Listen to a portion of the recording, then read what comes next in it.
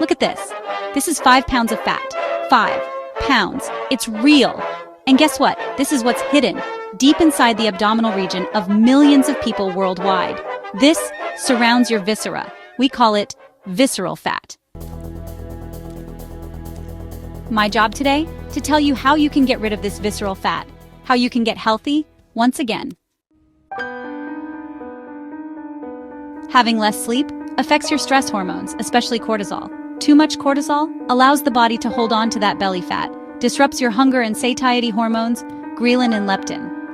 Research published in Psychoneuroendocrinology demonstrates that chronic sleep deprivation elevates cortisol levels, which in turn promotes the storage of visceral fat. Additionally, studies have shown that insufficient sleep can lead to imbalances in ghrelin and leptin, the hormones that regulate hunger and fullness, respectively, leading to increased food intake and weight gain, and you must cut down those stress levels. Physiologically, more stress hormone cortisol, which holds on to more fat, especially in the belly area.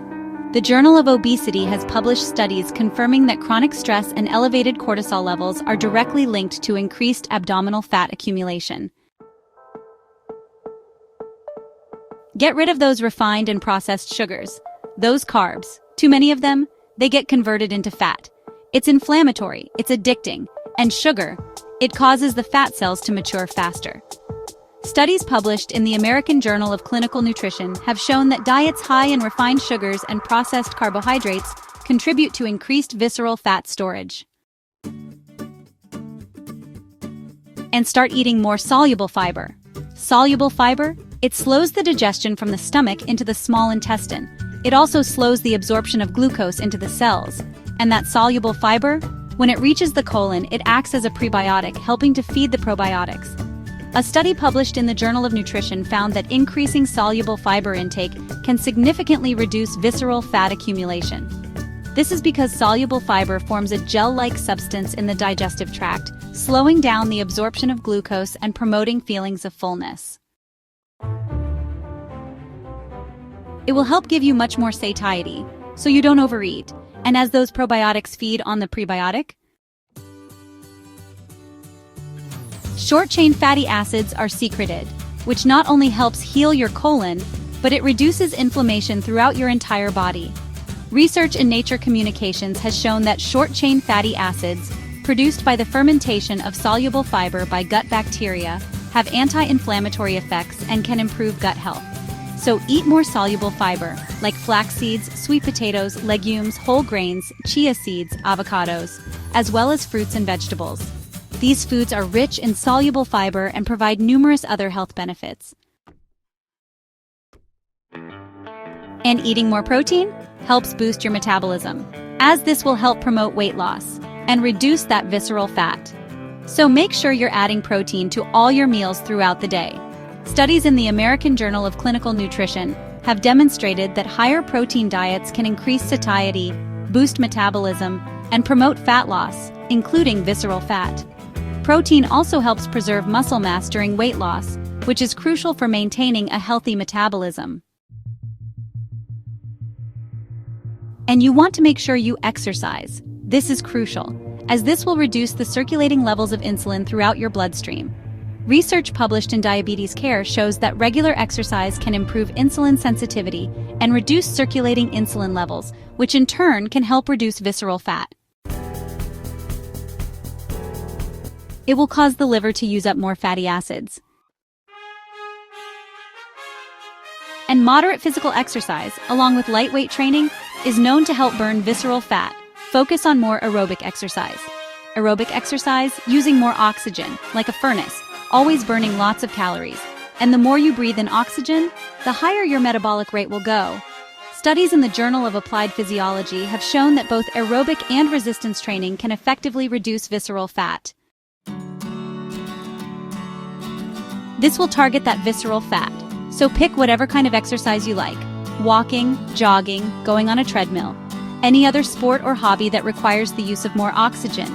And studies show that adding more probiotics to your diet, found in supplements and foods like yogurt, kefir, sauerkraut, and natto, will help fire up your metabolism to help you lose weight and burn that visceral fat.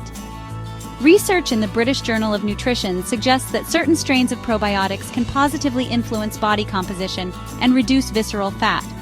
Probiotics can improve gut health, which is linked to metabolic health and weight management. And intermittent fasting? Another great way to burn visceral fat. It's an eating pattern, cycling between periods of eating and fasting. And when fasting, the body changes its level of hormones, makes it so much easier for your body to access the fat stores and turn them into energy. Studies published in Cell Metabolism have shown that intermittent fasting can promote fat loss and improve metabolic health. During fasting, the body switches from using glucose to using stored fat for energy, which can help reduce visceral fat. Another great way to burn visceral fat. It's an eating pattern, cycling between periods of eating and fasting.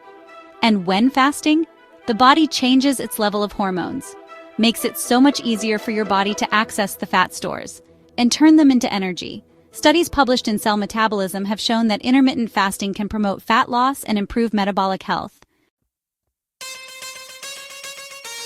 When you combine this with exercise, this will ensure that you burn visceral fat much faster.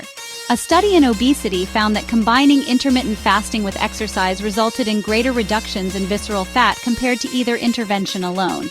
This synergistic effect highlights the importance of combining dietary and lifestyle changes. But the #1 way to lose visceral fat is to start losing weight. That's right, by losing 10% of your body weight, you can lose up to 30% of your body fat. So as you start losing weight, as that scale goes down, guess what? Is to start losing weight. That's right. By losing 10% of your body weight, you can lose up to 30% of your body fat. So as you start losing weight, as that scale goes down, guess what? Research published in the International Journal of Obesity supports the idea that even modest weight loss can lead to significant reductions in visceral fat. This underscores the importance of focusing on overall weight loss as a primary strategy for targeting abdominal fat.